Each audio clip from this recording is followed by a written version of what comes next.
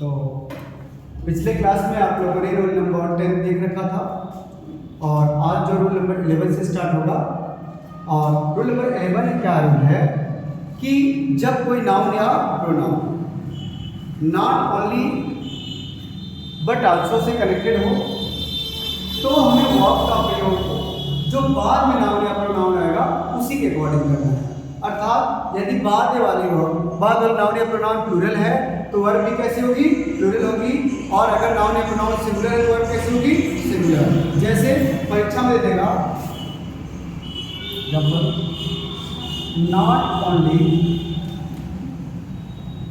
Not only they but also Anshika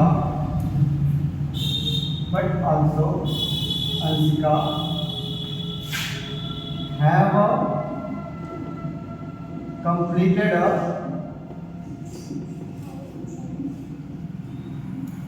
homework। अब बताइए correct है कि करेक्ट है, इनकरेक्ट। क्यों इनकरेक्ट है? देखिएगा क्या बताएगा कि जब कोई नाउन या प्रोनाउन नॉट ओनली या बट आल्सो से जुड़ा हो, किससे जुड़ा हो, नॉट ओनली या बट आल्सो से जुड़ा हुआ हो, तो जो वर्ब आती है बाद में आए हुए नाउन या प्रोनाउन के अनुसार आती है। तो यहाँ नाउन कैसा है, सिंगुलर है, तो verb should be also in singular form. तो कैसा है, इनकरेक्ट है। करेक्ट करने के लिए हम कैसे लिखेंगे, not only they but also. ये नहीं कि हमें ये बदल देना है, दे उधर रख दे और अंशिका को इधर ला दे, ऐसा कुछ नहीं करना है। Not only they but also Anshika क्या has completed homework. Has completed homework, ये कैसा सेंटेंस रहेगा, करेक्ट। कैसा रहेगा, करेक्ट। बोले आप लोग बनाएंगे, लिखिए not only the commander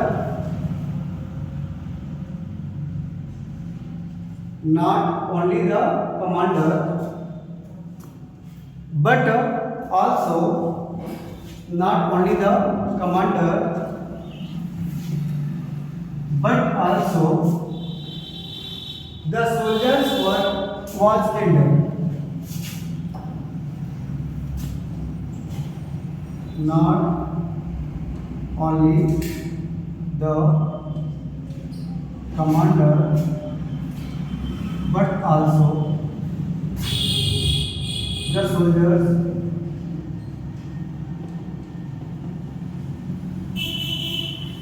was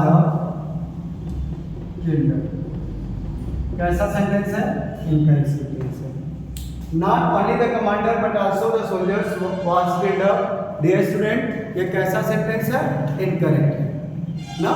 correct कैसे होगा, not only the commander but also the soldiers were killed. क्या होगा, वर किल्ड। सही सेंटेंस क्या होगा, वर किल्ड। तो यहाँ वाज के साथ में क्या कर लेंगे, वर। तो आई थिंक ये रूल क्लियर हो गया होगा कि जब भी कोई नाउन या pronoun not only but also say connected हो तो वर्ब का प्रयोग बाद में जो नाउन या प्रोनाउन आएगा उसके अकॉर्डिंग करेंगे। यानी कि अगर वह सोल्जर होता तो वाज होता, सोल्जर्स है तो वर है। यानी अगर नाउन या प्रोनाउन सिंगुलर है तो सिंगुलर वर्ब, प्लूरल है तो प्लूरल वर्ब। आई थिंक यहाँ आपको क्लियर हो गया, यहाँ पर कोई प्रॉब्लम नहीं है ना, आ जाएगा सर ना। चलिए अगला रूल लिखेगा, बस बता दें। चलिए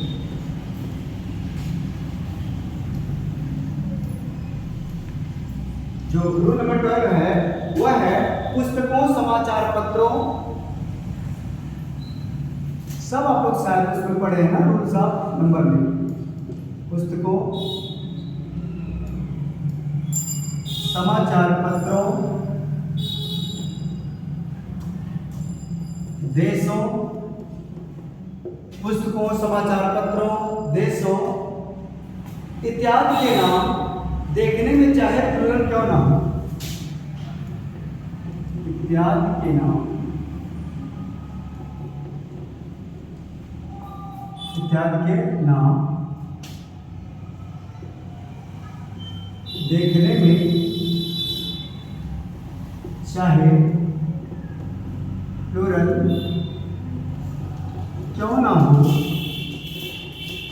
इनके साथ सिंगुलर वर्ब का प्रयोग करते हैं। इनके साथ सिंगुलर वर्ब का प्रयोग करते हैं। ठीक है, अब देखिए नेम ऑफ बुक्स हो गया और name of newspapers and name of countries. देखने में चाहे वो प्लूरल ही क्यों ना अपीयर हो, लेकिन उनके साथ वर्ब कैसे होनी चाहिए, सिंगुलर होनी चाहिए। ठीक है, जैसे मैंने कह दिया एग्जांपल में द हिंदुस्तान टाइम्स और a famous newspaper,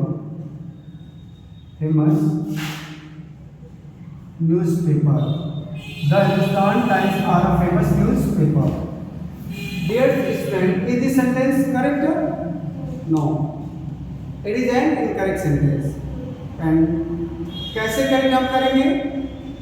ये द हिंदुस्तान टाइम्स एक ही सिंगल न्यूज़पेपर का नाम है ना, तो वर्ब यहाँ कैसी होनी चाहिए, सिंगुलर होनी चाहिए। तो क्या कह सकते हैं, the Hindustan times is a famous newspaper, कैसा सेंटेंस है, करेक्ट। कोई दिक्कत नहीं होगी ना। जैसे ये हो गया, ये तो किसका हो गया, न्यूज़पेपर का नाम। बुक्स का नाम मैं दे रहा हूँ, आप लोग बनाइएगा। इरेज करने इसको, हो गया, नहीं नोट हो गया। जैसे कि द अरेबियन नाइट्स, देखो नाम देखकर ना इसका मतलब प्लूरल है ना, the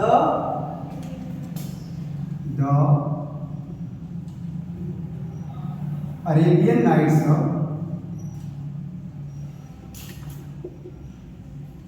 the Arabian nights is यहाँ आर अ गुड बुक। कैसा सेंटेंस है, incorrect. The Arabian nights are a good book. एक बार आप लोग करेक्ट करेंगे इसको, बहुत इजी है। सही क्या हो जाएगा, हाँ, the Arabian nights is a good book. The Arabian nights is a good book. सही क्या होगा, सही हो जाएगा ना। The Arabian nights is a good book. एक क्या बोला लिखेगा, जैसे मैंने लिख दिया the United States of America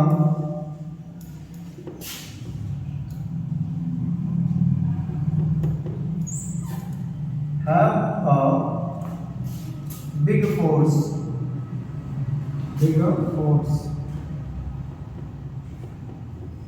कैसा है, इनकरेक्ट हो गया। सही क्या जाएगा, हाँ, एक ही के कंट्री का नाम है ना, तो यहाँ क्या हो जाएगा, has a bigger force.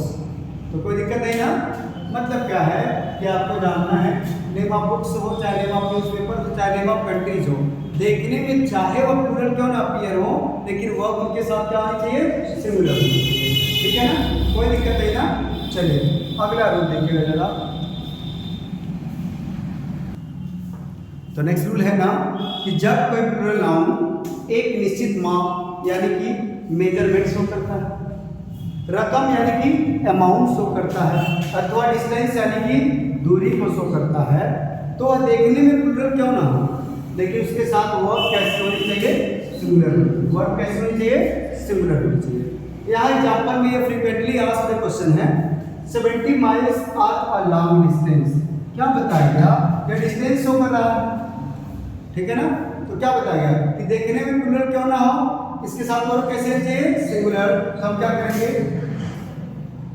70 miles is a longer distance. 70 miles is a longer distance. अच्छा, मैंने लिख दिया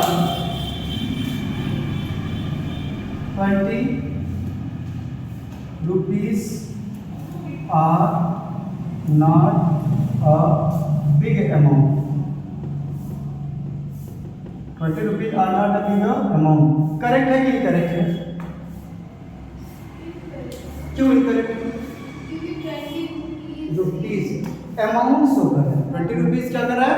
अमाउंट शो कर रहा है। और अमाउंट जब शो कर रहा हो, चाहे वह प्लूरल क्यों ना हो, लेकिन वह उसके साथ कैसे आनी चाहिए? सिंगुलर आनी चाहिए। तो क्या हो जाएगा सही? 20 rupees is not a big amount. 20 rupees is not a big amount. कोई दिक्कत नहीं ना?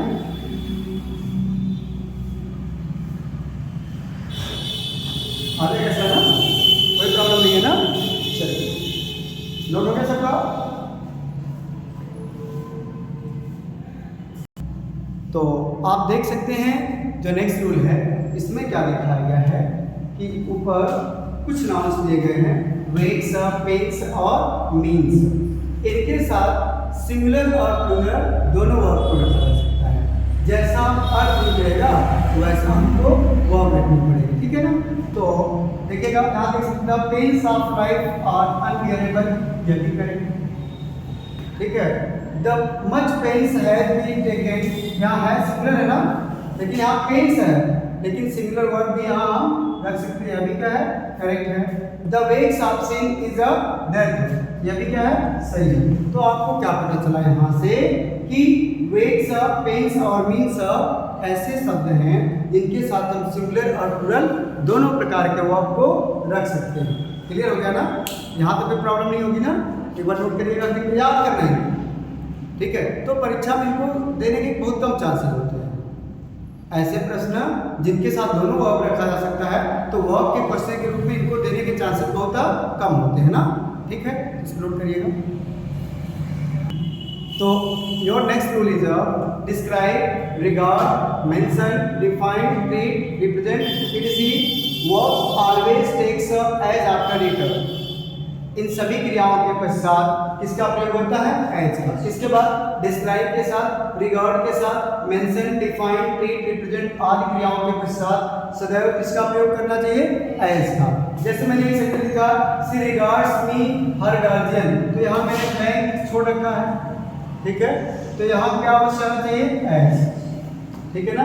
ऐसे I treat him as a gentleman. तो आपने क्या देखा कि ये जितने ऊपर क्रियाएं हैं, इनके साथ सदैव इनके बाद क्या आना चाहिए? एज, ठीक है ना? जैसे she represented me as her principal, she represented me as his principal, या फिर he mentioned me as his guardian, कुछ भी कह सकते हैं ना? उसने मेरा जिक्र अपने ब्लॉग के रूप में किया है। तो ये जितने वर्ब्स दिख रहे हैं ऊपर, इनके साथ इनके बाद जब भी वाक्य में आएगा तो क्या आएगा? एज आएगा, ठीक है ना? यहाँ पर कोई प्रॉब्लम नहीं है ना? आ जाएगा, ऐसा नोट कर लीजिएगा।